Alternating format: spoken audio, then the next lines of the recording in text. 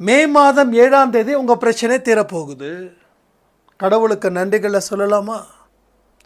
ஒவ்வொரு நாளும் இரவு 10 மணிக்கு மே மாதம் 7ஆம் தேதி எனக்கு அற்புதத்தை கொடுத்ததுக்கு நன்றின்னு சொல்லலாமா? நம்பிக்கை இருக்கிறவங்க ஆரம்பிச்சிடுங்க, இன்று முதல்ல ஆரம்பிச்சிடுங்க. ஸோ நாளையில் இருந்து மிக பெரிய அற்புதங்கள் நம்ம வாழ்க்கையில் நடக்க போகுது.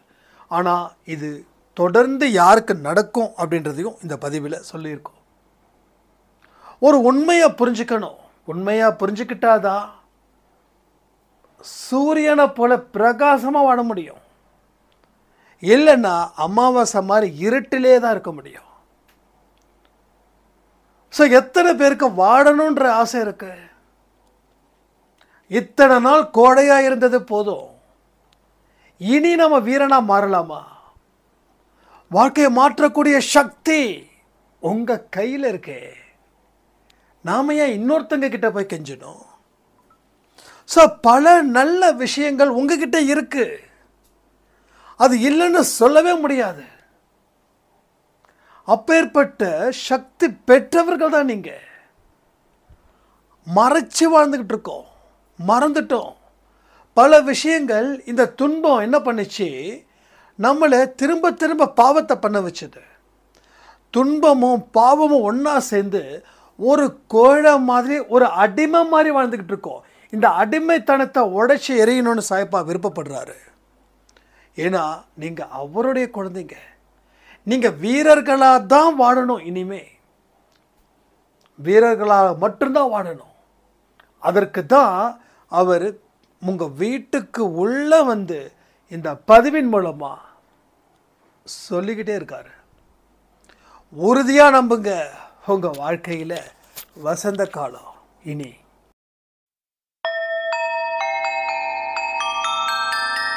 ஓம் சாயிரா சாயிரா, ஓம் சாயிரா சாயிரா, ஓம் சாயிரா சாயிரா, அன்பே சாயிரா, பேரன்பே சாயிரா, அகிலம் தளிக்க ஆத்மா விழிக்க அனுதினம் சாயிரா, எங்கள் அன்பே சாயிரா.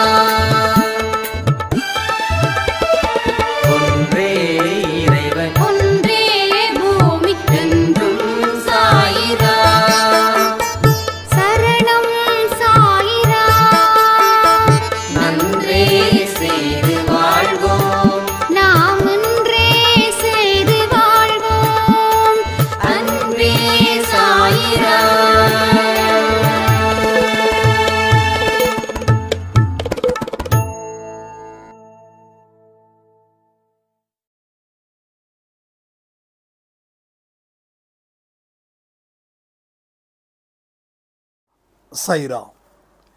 என் உயிரின் உயிரானவர்களே, கவலைகளை எப்படி சாயப்பா கிட்ட இறக்கி வைப்பது, எனது பாரத்தை எப்படி குறைப்பது?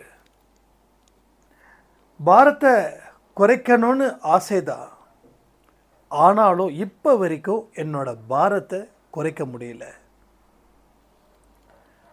என்னோட வாழ்நாளில் நான் பெறக்கூடிய சந்தோஷம் எப்போ கிடைக்கும்? இதெல்லாம் பலருடைய கேள்வியாக இருந்தது. இன்னைக்கு காலையில் கொடுத்த ஆடியோவை பேஸ் பண்ணி எல்லாருடைய மனசுலேயும் ஒரு ஆசை இருக்குது, சாதிக்கணும்னு.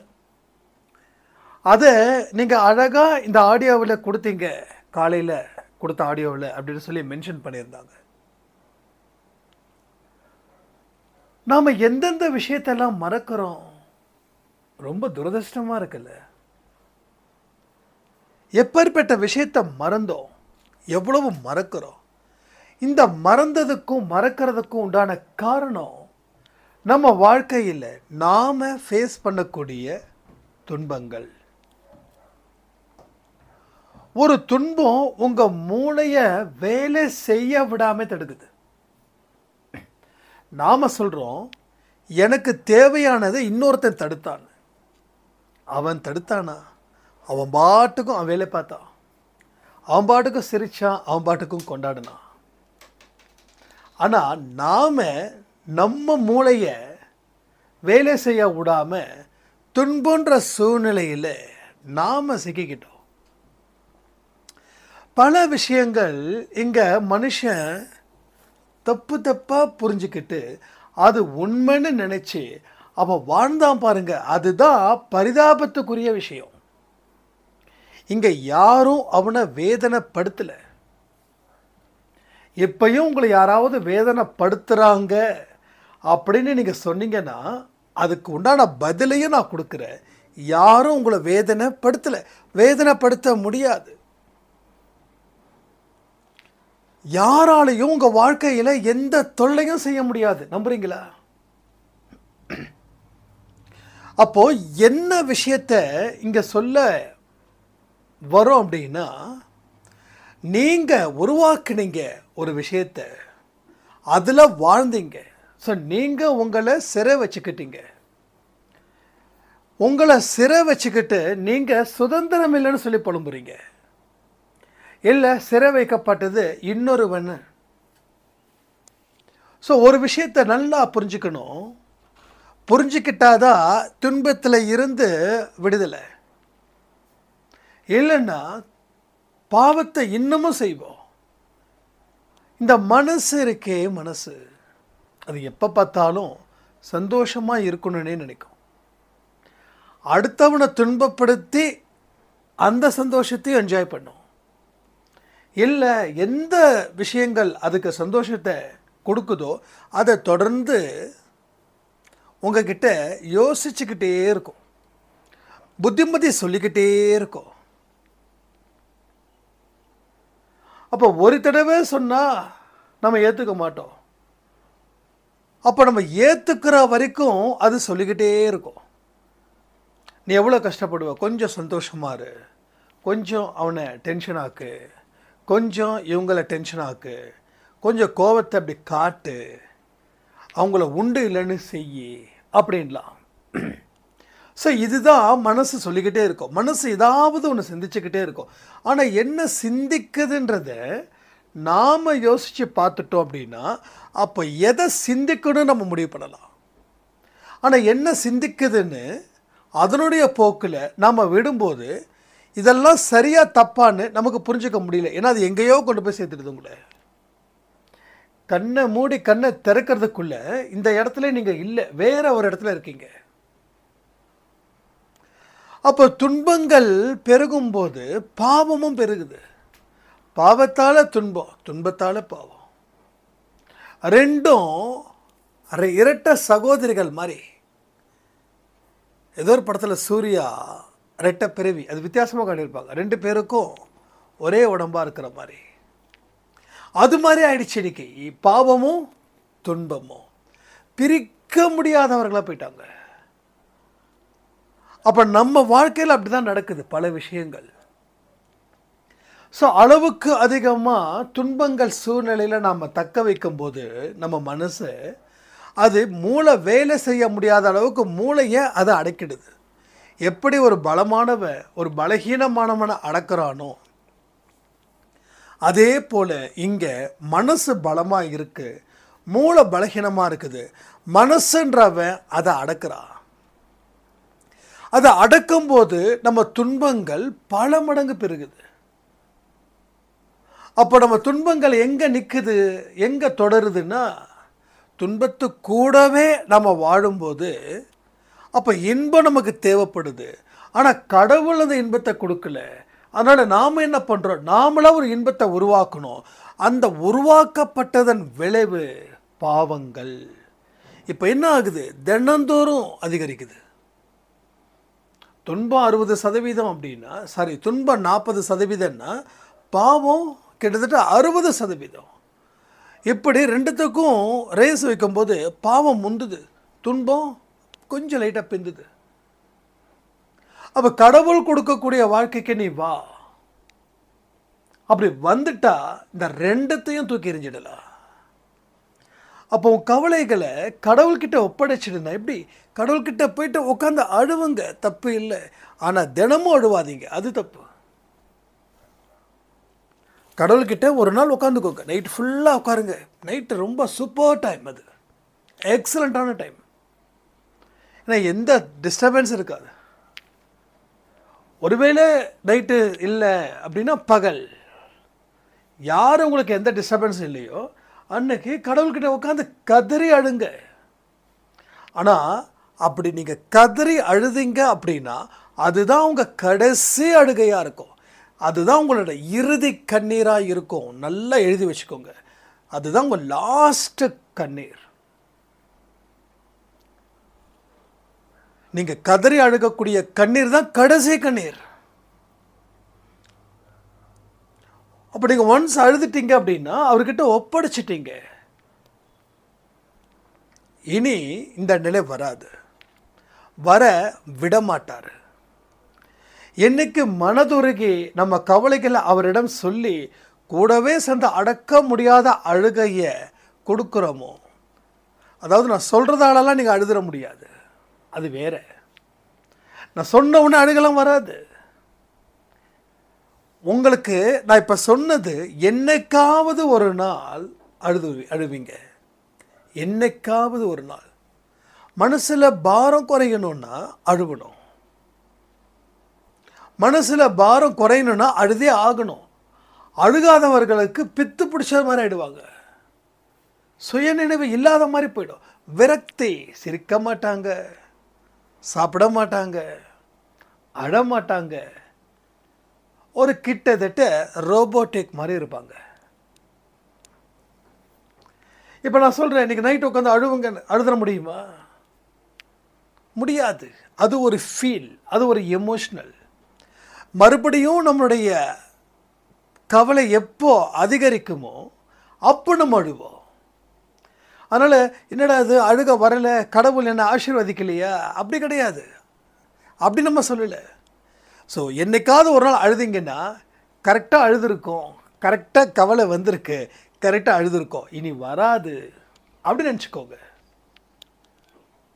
சில விஷயங்கள் சொன்னால் வரும். நம்ம சாயின்னு சொல்லி அழைச்சிக்கோங்க நம்ம சொன்னோம், வந்துதா இல்லையா? அதெல்லாம் கடவுளோட சம்மந்தப்பட்டது. நம்ம கூப்பிடும்போது வந்துடுவார். ஆனால் நம்ம அழுக கூப்பிடும்போது சத்தியமாக வராது, அது எங்கேயோ புதைஞ்சு கிடக்கும். அதுக்குன்னு ஒருத்தன் வருவான், அவன் அதை உசுப்பேத்தினாதான் நம்ம கண்களை இருந்து கண்ணீர் வரும். ஸோ அழும்போது அது நடக்கும். ஓகே, அது வரைக்கும் ஹாப்பியாக இருங்க. ஸோ மனபாரம் ஒன்ஸ் இறக்கிட்டோம் அப்படின்னா automatically your mind will be empty. Once நீங்கள் அழுதுட்டிங்கன்னா உங்கள் மைண்டில் ஒன்றுமே இருக்காது, ஃப்ரீ. 20 கிலோ லக்கேஜை எடுத்துகிட்டு கொடுத்துட்டீங்க. இப்போ திரும்பி போகும்போது ரிலாக்ஸ்டாக போவீங்க. இப்போ எடுத்துகிட்டு வந்தது மட்டும் விஷயம் கிடையாது, அது பாதுகாப்பாக எடுத்துகிட்டு வரணும். எடுத்துகிட்டு வந்தது மட்டும் விஷயம் இல்லை, பாதுகாப்பாக எடுத்துகிட்டு வரணும். எங்கே சேர்க்கணுமோ அது வரைக்கும் நீங்கள் தான் பொறுப்பு. ஒன்ஸ் சேர்த்தாச்சு, இனி ஜாலி. அது மாதிரி அதே போல தான் மனபாரமும். இதை எங்கே கொண்டு போய் சேர்க்கணும் அங்கே கொண்டு போய் சேர்க்குதுங்க. அதை சரியான முறையில் சேர்த்துட்டிங்கன்னா ஒரு அழுகை வரும். அந்த அழுகை வந்துருச்சுன்னா உங்கள் மைண்டு ஃப்ரீ ஆகிடும், அவ்வளோதான். சரி, மைண்டு ஃப்ரீயான என்னப்பா நடக்கும் கேட்குறீங்களா? கேள்வி கேளுங்க கமெண்ட்டில். மைண்டு ஃப்ரீயாக இருந்தால் என்ன ஆகும்? என்றைக்குமே கேள்விகளை நிறைய கேளுங்க. கேள்வி கேட்குறதால சந்தேகத்தோடு கேட்குறீங்க நான் சொல்ல மாட்டேன். கேள்விகள் கேட்க ஞானம் பெருகும். ஞானம் பெருக வாழ்க்கை சிறப்பாக இருக்கும், அவ்வளோதான். ரொம்ப சிம்பிள். யாராவது லைஃப்பில் தோத்துட்டேன் நான் ஜெயிக்கணும்னு மனப்பூர்வமாக நீங்கள் ஒரு விஷயத்தை என்கிட்ட கேளுங்க, நான் சொல்கிறத 100% அக்செப்ட் பண்ணுங்கள். ஷியோராக நீங்கள் வின் பண்ணலாம், எந்த கஷ்டமும் இல்லை. ஒரே ஒன்று தான், உங்களை நம்பி சாயப்பாக்கிட்ட ஒப்படைக்கணும், அவ்வளோதான். இதை தாண்டின வித்தை எதுவுமே கிடையாது. It's a magic. இதுக்கு போயிட்டு மலையில் இருக்கிற கோயிலுக்கு போகணுமான்னு, இதுக்கு போயிட்டு ஷீரடிக்கு 10,000 ரூபாய் செலவு பண்ணிட்டு போகணுமா என்ன, திருப்பதிக்கு போகணுமா என்ன, ஏதோ ஒரு ஸ்டேட்டில் இருக்கக்கூடிய சாமி கோயிலுக்கு போங்க. அதாவது தெரிஞ்ச கோயிலுக்கு போனால் கூட பிரச்சனை இல்லை, தெரியாத ஊரில் போயிட்டு ஒரு சாய்ராம் சொன்னாங்க, ஆந்திரா சைடில் ஏதோ ஒரு நரசிம்மர் கோயில் அங்கே வந்து போனால் தோஷம் தீரும்னு சொன்னாங்க 2 வருஷத்துக்கு முன்னாடி. எனக்கு தொடர்ந்து பிரச்சனை வந்தது. அப்போ போய் தான் ஆகணும் அப்படின்னு அவ்வளோ தூரம் செலவு பண்ணி அந்த நரசிம்மர் கோயிலை கண்டுபிடிக்கிறதுக்குள்ளே போதும் போதுன்னு ஆயிடுச்சு. நாங்கள் எதிர்பார்த்ததோ 10,000, ஆனால் ஆன செலவோ இன்னும் 10,000 20,000 ரூபாய் ஆயிடுச்சு. ஆனால் இன்னைக்கு வரைக்கும் தோஷம் நீங்கலை அப்படின்னு. ஸோ ஒரே விஷயம், எந்த ஒரு ஒத்த ரூபா கூட செலவு பண்ண வேண்டாம். 1 ரூபா உங்கள் பாக்கெட்டில் இருந்து எடுக்கவே வேண்டாம். ஒன்றே ஒன்று தான், உங்களை ஒப்படைச்சிடுங்க சாயப்பா கிட்ட, அன்பே சாய் பதிவை கேளுங்க, ஃபினிஷ், உங்கள் வாழ்க்கை ஸ்டார்ட் ஆகிடும். இதோட சிம்பிளாக சொல்லணுமா என்ன? அப்போ மைண்டு ஃப்ரீ ஆச்சுன்னா ஆன்சர் பண்ணியிருப்பீங்கன்னு நினைக்கிறேன்.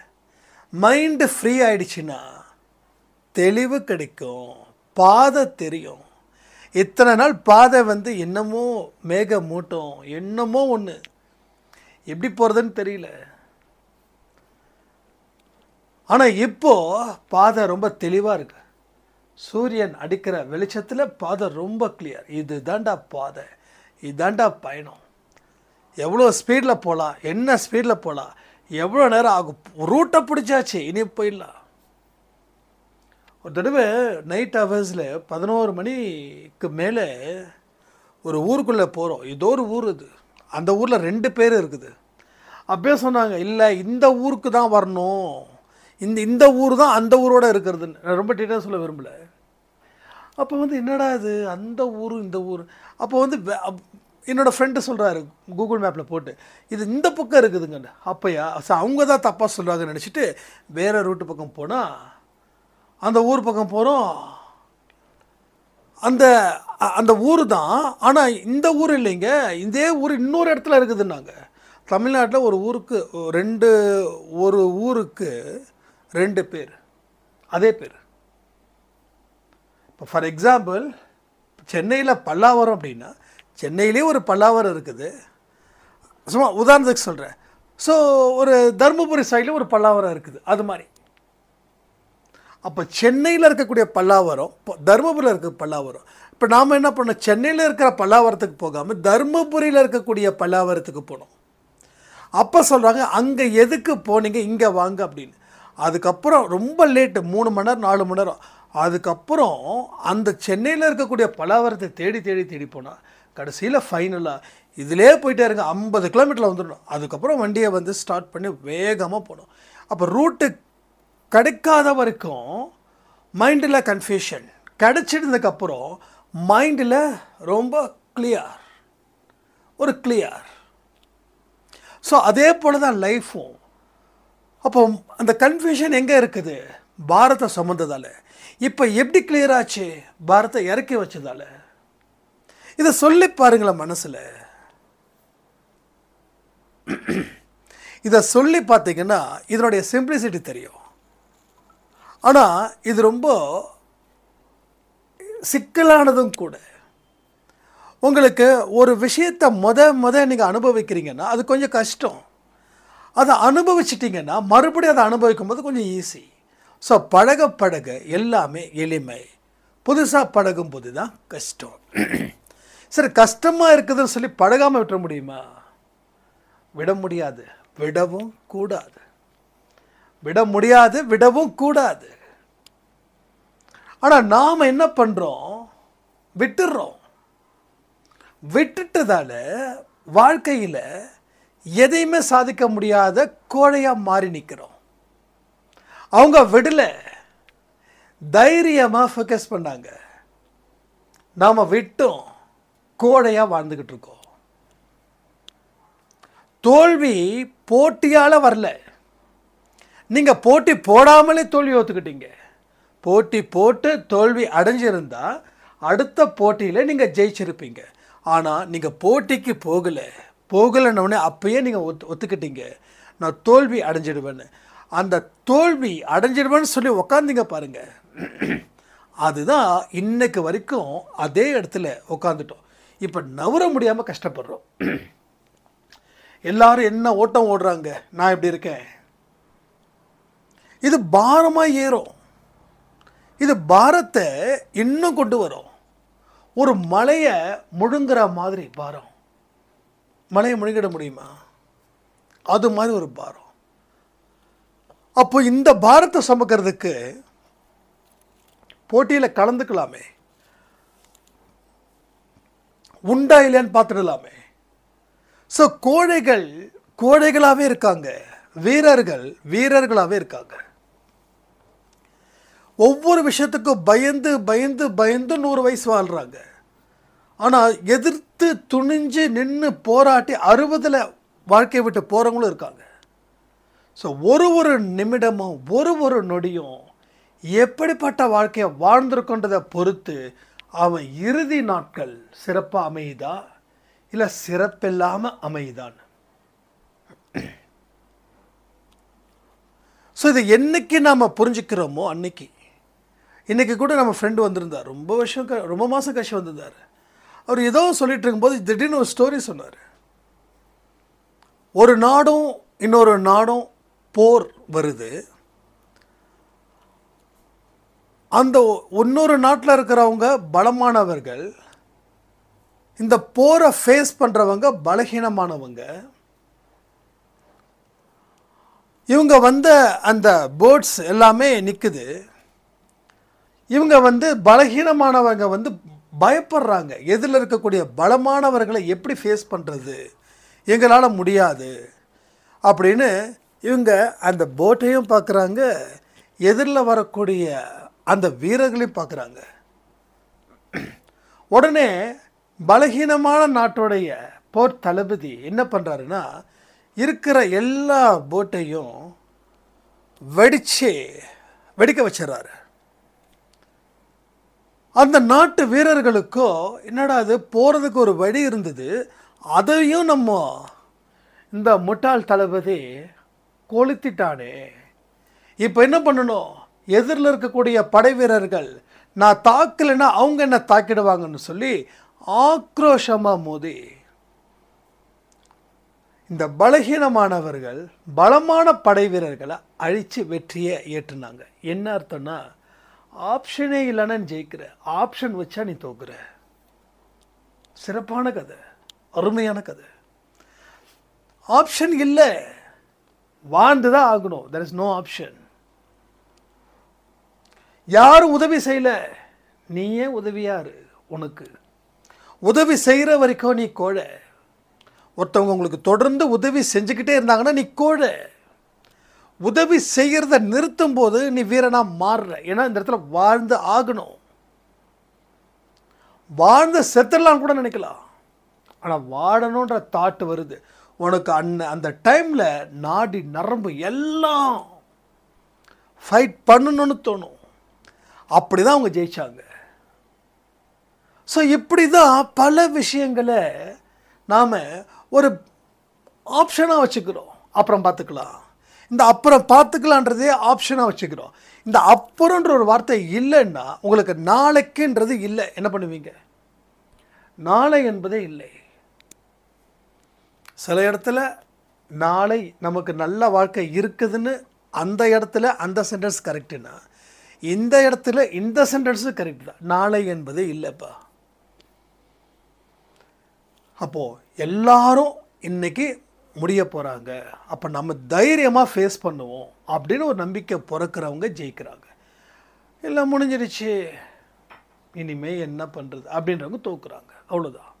ஸோ முன்னாடி மன தைரியம் நிறைய பேருக்கு இருந்தது, ஆனால் இப்போது மன தைரியன்றது 0. ஸோ முன்னாடி பெண்களுக்கு மன தைரியம் ஜாஸ்தி, ஆண்களுக்கு உடல் பலம் ஜாஸ்தி. ஆனால் இன்னைக்கு பெண்களுக்கு மன தைரியம் ரொம்ப ரொம்ப குறைஞ்சி போயிடுச்சு. ரொம்ப குறைஞ்சி போயிடுச்சு. படித்த பெண்களும் சரி, படிக்காத பெண்களும் சரி, மன தைரியமே இல்லை. தோல்வியை ஏற்றுக்க முடியாது. தோல்வி ஒரு அவமான சின்னம் நினைக்கிறாங்க, ஒரு மோசமான ஒரு நிகழ்வுன்னு நினைக்கிறாங்க. அப்போ தோத்துட்டா செத்து போகிறவங்க ஜாஸ்தி, தற்கொலை.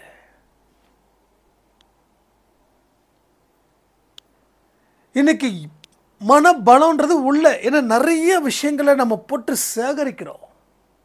எல்லாமே வாழ்க்கைக்கு தேவையில்லாதது, வாழ்க்கைக்கு 5 பைசாவுக்கு புண்ணியம் இல்லாதது. அது நம்மளை மட்டம் தட்டுறது, நம்ம வாழ்க்கையை அழிக்கிறது. இந்த மாதிரியான விஷயங்கள் மூலமாக தான் நம்ம பல விஷயத்தை சேகரிச்சுக்கிட்டே இருக்கோம், இரவு பகலும் பாராமல். அப்போ இதை வேண்டாம் அப்படின்னு சொல்லியோ நம்ம எடுத்துக்கிட்டே இருக்கோம், ஹிண்ட் எடுத்துக்கிட்டே இருக்கோம், வாழ்க்கையில் தோற்பது எப்படி அப்படின்ற மாதிரி. அப்போ இதை என்னைக்கு நம்ம ஸ்டாப் பண்ணுறோமோ அன்னைக்கு நம்ம கை ஓங்கும். இதை ஸ்டாப் பண்ணாத வரைக்கும் நம்ம தலை தொங்கிக்கிட்டே தான் இருக்கும், அவமானத்தால். இன்று ஒரு அவமானம், நேற்று ஒரு அவமானம், ஷோராக நாளைக்கு ஒரு அவமானம் நடக்கத்தான் போகுது. அப்போ தொங்குன தலையை நிமிர்ந்து பார்க்கணுன்ற எண்ணம் மனுஷனுக்கு இயல்பாக வரணும். அது செயற்கையாக கூட வரமாட்டேங்குது. அப்போ ஏன் இயல்பாக வரணும்? இயல்பாக வர்றதுக்கு என்ன வழிகள் செய்யணும்? ஒரே விஷயந்தான். அப்படி என்ன நம்ம எதையுமே செய்ய முடியாத அளவுக்கு மோசமாக இருக்கும்னு எதிர்கேள்விகள் கேட்கும்போது உள்ளே இருக்கக்கூடிய சாயப்பா அழகாக பேசுவார். இதுதான் உனக்கு குறை அப்படின்னு. கடவுள் பேசிக்கிட்டே தாங்க இருக்கார். இங்கே வந்து என்கிட்ட நிறைய பேர் கேட்குறது, உங்ககிட்ட சாயப்பா பேசிகிட்டு இருக்காரா? இப்பையும் பேசிட்டு தான் இருக்காரு. நான் தூங்கும்போது பேசுகிறாரு, நான் சாப்பிடும்போதும் பேசுகிறாரு. என்ன பேசலை, எது பேசலை? எல்லா மனுஷனுக்கிட்டையும் கடவுள் பேசுகிறாரு. ஆனால் நாம தான் கேட்கல. ஒரு சத்தத்தோடு இருக்கோம். நான் இங்கே பேசிகிட்டு இருக்கேன், நீங்கள் யூடியூப்பில் நீங்கள் கேட்டுட்ருக்கீங்க. ஒருத்தவங்க வீட்டில் வந்து டிவி சவுண்ட் அதிகமாக வைக்கிறாங்க, இன்னும் 2 பேர் என்னமோ சிரித்து சிரித்து பேசுகிறாங்க. அப்போ நான் பேசுகிறது உங்களுக்கு கேட்குமா, கேட்காதா? டிஸ்டர்ப் ஆகும்ல. அதே போல தான் கடவுள் நம்மிடம் பேசுகிறார். ஆனால் நம்ம மனசுக்குள்ள கோடி வார்த்தைகளை ஒரு நிமிஷத்தில் பேசுகிறோம். அதாவது எண்ணங்களை தான் நான் சொல்கிறேன் பேசுகிறோன்னு. இது இப்படி, அது இப்படி, அது இது, அது இது, அது இது, அது இது, எது தேவை? ஸோ நினச்சது எதுவுமே தேவையில்லை. ஒரு சாய்ராம் சொன்னாங்க, எல்லாமே ஹாஸ்பிட்டலில் போனேன், செக் பண்ணேன், எல்லாமே கரெக்டாக இருக்குது, ஆனால் என்னமோ ஒரு போதையிலே இருக்கிற மாதிரி இருக்குது. என்னோட விஷயம் என்ன அப்படின்னா, யாராவது பார்த்தீங்க, எல்லாரும் பார்த்தீங்கன்னா முக்கால்வாசி என்ன பண்ணுறதுனே தெரியாமல் இருக்காங்க. ஸோ ரோட்டில் நடக்கும்போது கூட, நமக்கு முன்னாடி ஒருத்தவங்க போகிறாங்க, லெஃப்ட்டில் இண்டிகேட்டர் போடுறாங்க, ஆனால் ரைட்டில் திரும்புகிறாங்க. சில பேரோட அந்த வண்டியோட ஓட்டுற ஸ்டைலை பார்த்தா கண்டுபிடிச்சிடுவேன், இவர் கண்டிப்பாக ரைட்டில் தான் திரும்புவார், கரெக்டாக ரைட்டில் தான் திரும்புவார். ஏன்னா லெஃப்டில் இண்டிகேட்டர் போட்டு ரைட் ஃபேஸிங்கில் போவார். இது ஒன்றும் பெருசாக தெரிஞ்சிக்க வேண்டிய அவசியம் கிடையாது. அப்போது நாம் விழுந்து, நீ லெஃப்டில் தான் இண்டிகேட்டர் போட்ட, ஏன் ரைட்டை திரும்பணுன்னா விழுந்தது நீயும். இப்போ ஒரு தப்பாக வந்து இண்டிகேட்டர் போட்டு திருப்பினார்னா நமக்கு அடிப்படாமல் இருக்க போதான்னு கண்டிப்பாக பாதிப்பு வரும். அப்போது என்ன பிரச்சனைனா, குழப்பங்கள், அவ்வளவு சிந்தனை, வண்டி ஓட்டும்போது அவ்வளவு சிந்தனை. இன்றைக்கி மோஸ்ட்லி ஆக்சிடெண்ட் ஆகிறது வேகமாக போகிறத விட ஏதாவது ஒன்று யோசிச்சுட்டே போகிறாங்க பாருங்கள், அங்கே தான் குடும்ப பிரச்சனைகளை தொடர்ந்து திணிச்சிக்கிட்டே இருப்பாங்க. அப்போ திணிக்க திணிக்க என்ன ஆகுது, எந்த வேலையும் செய்ய முடியாது, சாப்பிட முடியாது, தூங்க முடியாது, வேலை செய்ய முடியாது. அவள் ஹாஸ்பிட்டல் போய் செக் பண்ணுவோம், எல்லாமே பர்ஃபெக்ட்லி கரெக்டாக இருக்குது. ஆனால் அது எப்படியே விட்டா என்ன ஆகும் தெரியுமா, அந்த ஏஜுக்கு என்னென்ன நோய்கள் எல்லாம் வரணுமோ அது எல்லாம் க்யூவில் நிற்குதுன்னு அர்த்தம். வராதுன்னு சொல்லிட முடியாது, எல்லாம் க்யூவில் நிற்குது. என்றைக்கு அந்த கேட்டு ஓப்பன் ஆகுதோ அன்றைக்கி எல்லாம் வந்துடும், சட்டு வந்துடும். லைஃப் ஸ்டைல் டோட்டலி சேஞ்ச் ஆகிடும். மாத்திரை இல்லாமல் வாழ முடியாதுன்ற நிலைக்கு அது தள்ளப்படும். ஸோ இதெல்லாம் நீங்கள் யோசிச்சு பாருங்கள். இதை எல்லாத்தையும் சரி பண்ணக்கூடிய முக்கியமான வழிகளை தான் நம்ம பேசிகிட்டு இருக்கோம். ஸோ நாளையிலேருந்து 48 நாள் பயிற்சி வேறு ஸ்டார்ட் பண்ணியிருக்கோம். 48 நாள் பயிற்சி நீ காலையில் கொடுத்த ஆடியோஸில் கேட்டுக்கோங்க.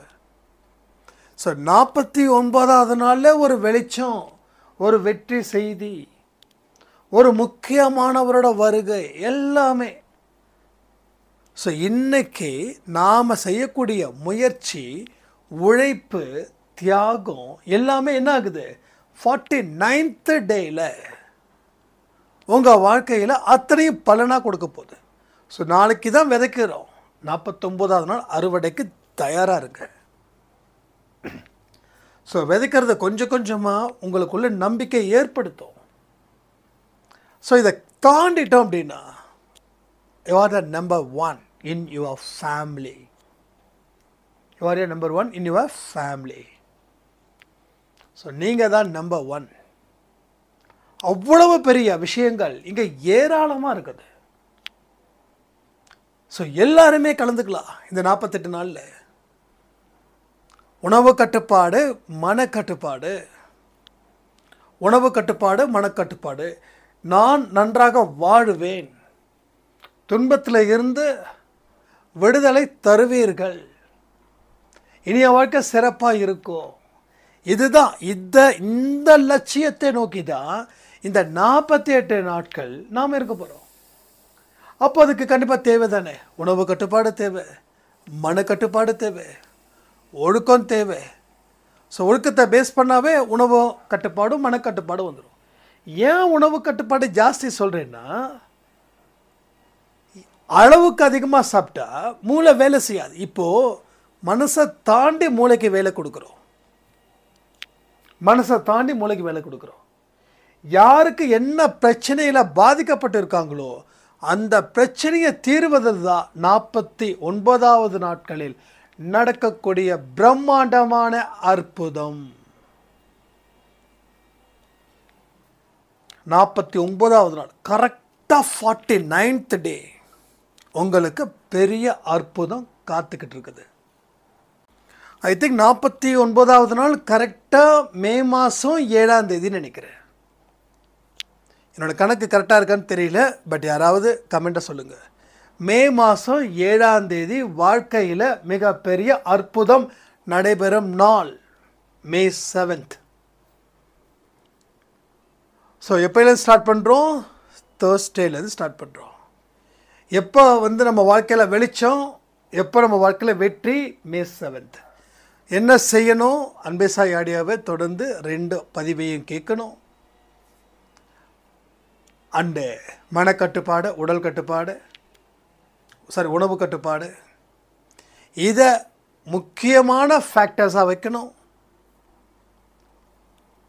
எந்த காரணத்தை கொண்டும் எதிர்மறை எண்ணங்கள் கொண்ட செய்தியை கேட்கக்கூடாது, பார்க்கக்கூடாது, நினைக்கக்கூடாது. நினைக்கிறது அது எப்படிங்க நினைக்காமல் இருக்க முடியும்னு கேட்கலாம். 100% உண்மை.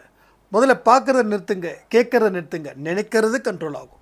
ஏன்னா நாம் வெளியில் இருந்து என்ன பெற்று இருக்கிறோமோ அது உள்ளே வருது, உள்ளே என்ன தெரிஞ்சு வச்சுருக்கோமோ அது நம்ம செயல்கள் மூலமாக வெளிப்படுத்துது.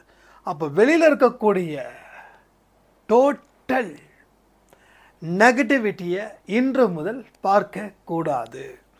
உங்கள் மொபைலில் ஏதாவது இந்த மாதிரி எப்படி ஒரு மோசமான சூழ்நிலையில் சில சொசைட்டியில் கண்ணா பின்னான்னு நடக்குது, அது எதையுமே பார்க்காதீங்க. டோன்ட் ரெக்கமெண்டட் போடுங்க. ஒன்று என்னென்ன பார்க்கணும்? உங்கள் தொழில் சம்மந்தப்பட்டது, வாழ்வியல் முறை சம்மந்தப்பட்டது, உணவு முறை சம்மந்தப்பட்டது, மனசு முறை சம்மந்தப்பட்டது. சாய்பாவுடைய சேனல்ஸ் எத்தனையோ பேர் பேசுகிறாங்க, எத்தனையோ பேர். எல்லாத்துக்குமே நான் நன்றிகள் சொல்லிக்கிறேன். ஸோ இன்னும் நிறைய மோட்டிவேஷ்னல்ஸ், இன்னும் என்னென்ன தான் உங்களுக்கு நல்லதாக இருக்குதோ, மூட நம்பிக்கை இல்லாமல் எது இருக்குதோ அத்தனையும் கேளுங்க. ஆனால் அதே நேரத்தில் மொபைல் அதிகமாக யூஸ் பண்ணவும் கூடாது, டிவி அதிகமாக யூஸ் பண்ணவும் கூடாது, பேக்கரி நோ, ஹோட்டல் நோ. அப்படி ஹோட்டலுக்கு போனால் என்ன பண்ணணும்? இட்லி சாப்பிடணும், இடியாப்பம் சாப்பிடணும், இந்த பரோட்டா மைதா மாவில் செஞ்ச எதுவும் நோ. சிக்கன் மட்டன் சாப்பிடுங்க, ஆனால் லிமிட். மோஸ்ட்லி ஃப்ரை பண்ணதை சாப்பிட வேண்டாம், நேரத்துக்கு சாப்பிடுங்க. இது சொல்கிறதுக்கே நான் உங்கள் முன்னாடி தலைக்குடி இருக்குது.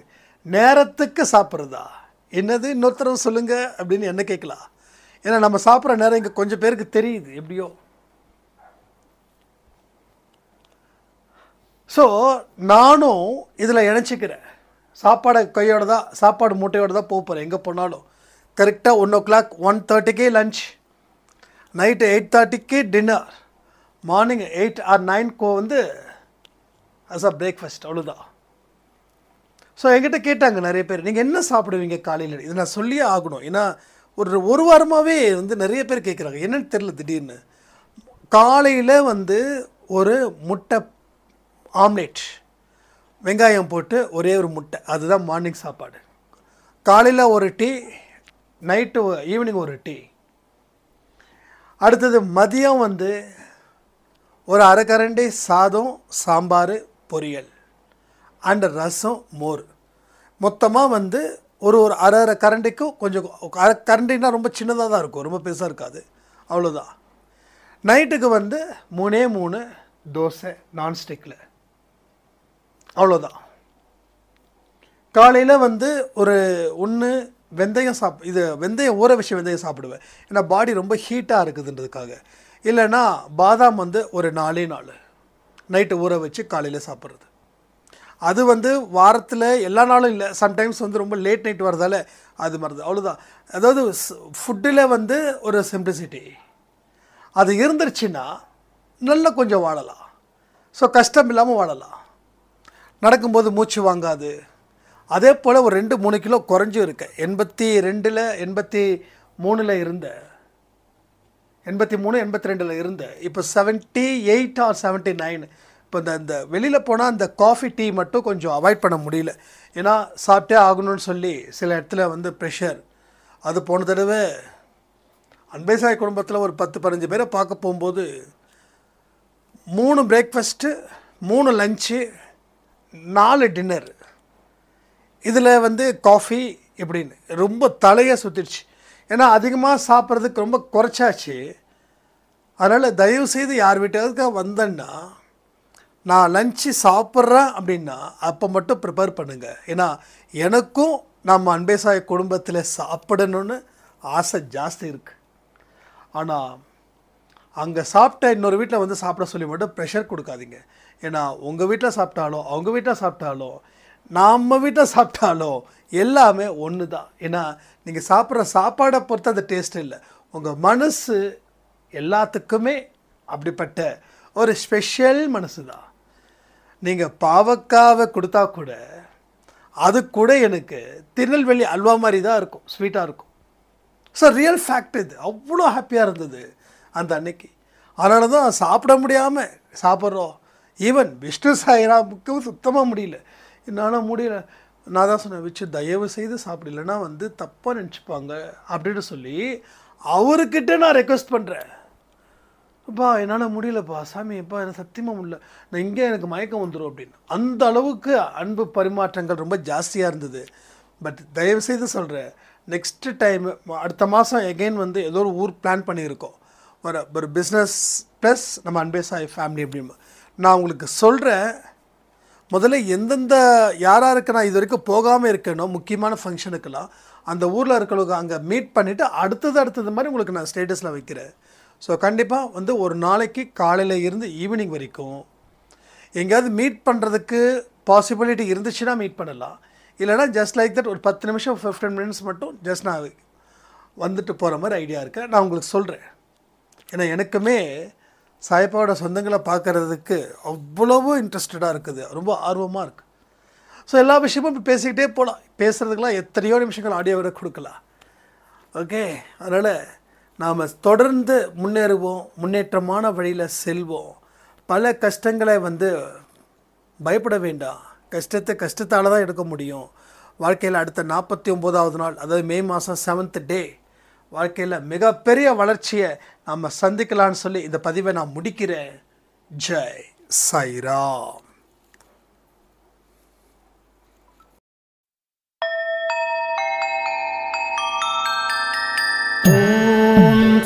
சாயிராம் சாயிராம் ஓம் சாயிராம் சாயிராம்